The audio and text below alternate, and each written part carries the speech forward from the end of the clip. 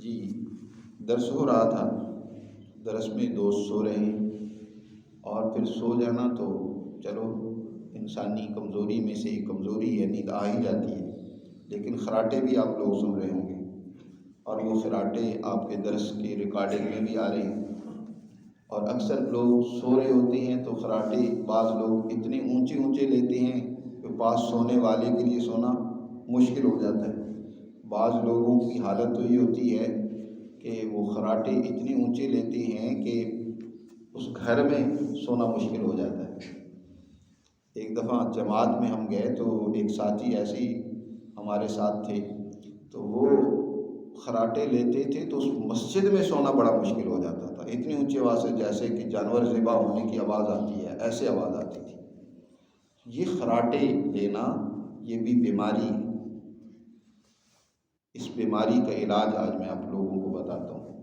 جو لوگ اس طرح کے خراٹے لے رہے تھے ان کو اپنا علاج کرنا چاہیے، اور پہلے تو یہ سمجھیں کہ یہ خراٹے انہی لوگوں کو آتے ہیں یا انہی کو یہ بیماری ہوتی ہے جو خشکی کے مریض ہوتے ہیں، جسم میں خشکی حد سے بڑی ہوتی ہے۔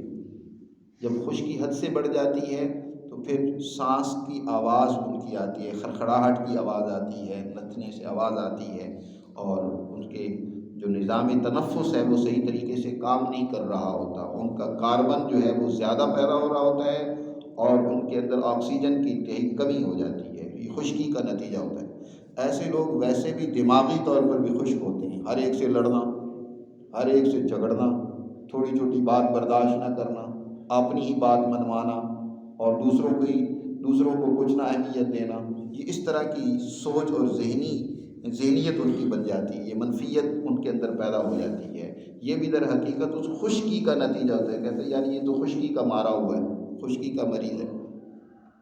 تو اس کا علاج ایک تو یہ ہے کہ اپنی خشکی کو دور کریں، اور یہ جو آج کل ہم آئل استعمال کرتے ہیں، بناسپتی گھی استعمال کرتے ہیں یا جو آئل دوسرے ہم استعمال کرتے ہیں، یاد رکھو یہ خشکی تو اور بڑھاتی ہے، یہ خشکی دور کرنے کے لیے نہیں ہے۔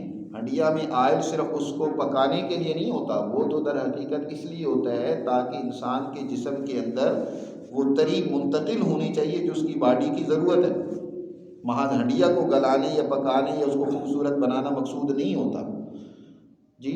اور یہ جو ہم آئل استعمال کر رہے ہیں تو یہ اس مقصد کے لیے کافی نہیں، کیونکہ ان کے رفائن کرنے کے لیے کیمیکل استعمال ہوتے ہیں، تو یہ اپنی خالص حالت میں نہیں ہوتے، تو یہ اور خشکی بڑھا دیتے ہیں۔ کیمیکل اکثر انسان کے اندر خشکی پیدا کر دیتے ہیں۔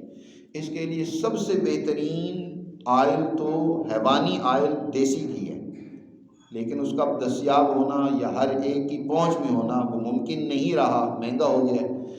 تو اس کا متبادل ہمارے خطے کے اندر اللہ نے جو پیدا کیا ہے روغن اور آئل، وہ ہے سرسوں کا تیل۔ ایک تو یہ ہے کہ ایسی نارمل حالت، قدرتی حالت میں ہوتا ہے کہ وہ جمتا نہیں ہے، اس کے لیے کسی کیمیکل کو استعمال کرنے کی کوئی ضرورت نہیں۔ آپ ہنڈیا میں استعمال کریں، ہم استعمال کرتے بھی ہیں، بہت ساری کھانے میں استعمال کرتے ہیں سرسوں کا تیل، اچار میں نہیں استعمال کرتے، اور اس طرح بہت ساری چیزوں میں استعمال، مچھلی سرسوں کے تیل میں تلی ہوئی تو لوگ بہت پسند کرتے ہیں، تو ہنڈیا میں بھی اس کو استعمال کرنا چاہیے، سرسوں کے تیل کو استعمال کریں۔ اگر اس کی کچھ بو ہو تو اس کو ختم کرنے کے لیے آپ اس میں پہلے کوئی چیز تل لیں یا اس میں تھوڑی سی ادرک ڈال کر ہی جلا لیں، اس کی بو ختم ہو جائے گی۔ اور دوسرا یہ کریں، جس کو یہ تکلیف ہو خراٹوں کی، تو وہ رات کو سونے سے پہلے اپنے ناک کے نتھنے کے اندر زیتون کا تیل لگا لیا کرے، زیتون کا تیل اپنے نتنوں میں لگا لیا کرے اور اس کا کچھ عرصہ مستقل معمول بنائے، تو انشاءاللہ اس کی یہ تکلیف دور ہو جائے گی۔ دعاؤں میں یاد رکھیں۔